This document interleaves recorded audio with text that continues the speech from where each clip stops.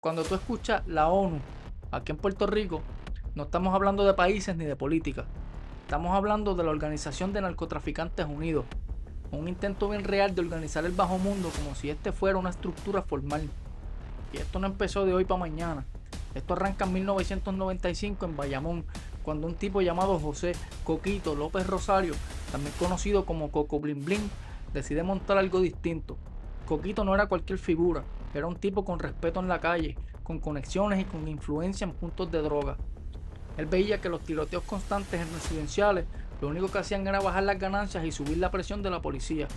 Así que la idea de él fue simple pero ambiciosa: unir a diferentes narcos bajo un mismo sistema para que dejaran de matarse y empezaran a generar dinero juntos. Esa idea empieza a coger forma cuando se le unen otros nombres importantes.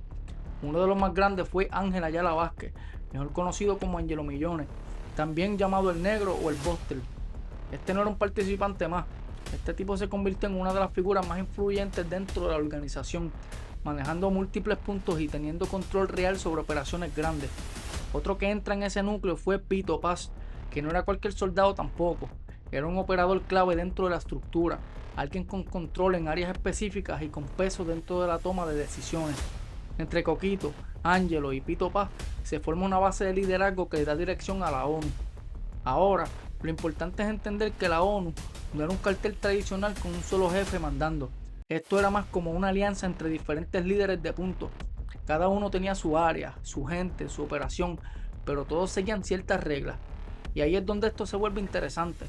Ellos establecieron una estructura donde se respetaban territorios, se evitaban conflictos innecesarios y se buscaba mantener el negocio corriendo sin llamar demasiado la atención. No era paz por ser buena gente, era estrategia. Menos guerra significaba mucho más estabilidad, y más estabilidad significaba más dinero. Dentro de esa estructura, la organización se dividía en grupos internos como Bin Laden Record, los extranjeros y los anormales. Estos no eran nombres al azar, eran grupos con presencia en diferentes zonas, operando bajo la misma lógica de la ONU. También había control específico por residenciales. Por ejemplo, José Colón era la persona encargada de dirigir el punto de droga en el residencial Virgilio Dávila en Bayamón. Esto te deja ver que todo estaba organizado por áreas, con personas asignadas, no era algo improvisado.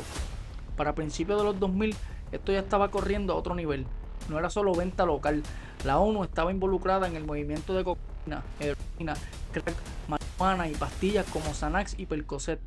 Y no solo dentro de Puerto Rico, había conexiones con rutas que venían de Colombia y Venezuela, pasando por la isla y llegando a Estados Unidos.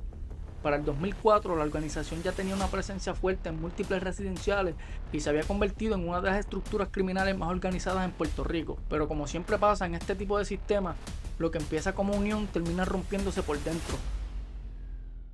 El primer golpe fuerte viene en el 2006, cuando Coquito López Rosario es baleado el 28 de julio y muere 6 días después. Esto no fue cualquier cosa. Coquito era el fundador, el que tuvo la visión original. Cuando él cae, la estructura pierde una de sus bases principales. Ese caso incluso llama la atención del FBI, que empieza a meterse más a fondo en la organización y, para colmo, el supuesto responsable de ese asesinato también termina muerto pocos días después, lo que añade más causa a la situación. Un año después, en el 2007, la organización pierde otra figura importante cuando matan a Pito Paz en el residencial Monteatillo en San Juan. Ya para este punto, la ONU había perdido dos figuras claves del liderazgo original. Y cuando esto pasa, empiezan los problemas internos, lo que son las luchas de poder, desconfianza y gente queriendo coger más control del que ya tenía antes. Entonces llega también el 2009, que fue el año donde todo se descontroló completamente. El 29 de abril matan a Wilfredo Maldonado Rosario, alias Chino Valencia, quien era un miembro importante y además cercano a Angelo Millones. Ese asesinato no se quedó ahí. Eso desató una guerra interna en el área de Bayamón y una semana después ocurre uno de los eventos más fuertes dentro de toda esta historia. El 5 de mayo del 2009, en un acto de venganza, un grupo de hombres armados embosca a Alexis el Loco Olivo Marrero en un centro comercial en Toabaja. Pero no fue solo él. En ese ataque muere su hija de 2 años, un menor de 16 y su esposa junto a otro hijo resultan heridos. Estamos hablando de 10 hombres armados, 5 vehículos y más de 280 casquillos en la escena. Para que te hagas una idea, esto no fue un simple ajuste de cuentas. Eso fue una masacre que puso el caso en el radar completo de las autoridades federales.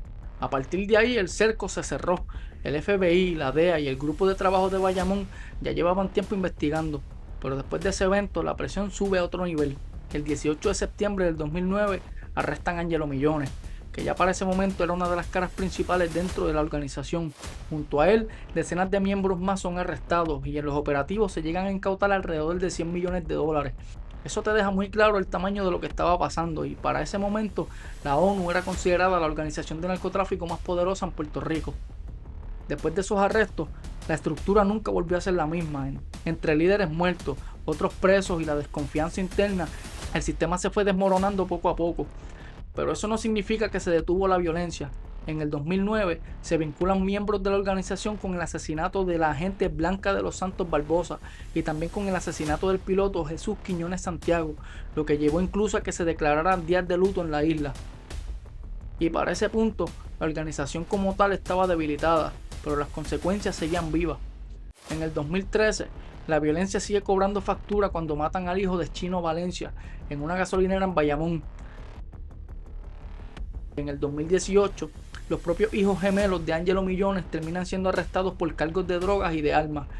Eso te deja ver que esto no se quedó en una sola generación, esto se arrastró. Al final del día, la ONU fue un intento real de organizar el crimen como si fuera un sistema estructurado. Y sí, por un tiempo funcionó, pero cuando empiezan a caer las figuras principales, cuando entra la desconfianza y cuando el poder se empieza a dividir, ese mismo sistema que los hizo fuertes termina siendo lo que los rompe. Y de ese desorden, de esa caída, es que nacen otras facciones más violentas, como lo que después se conocería como los rompeONU.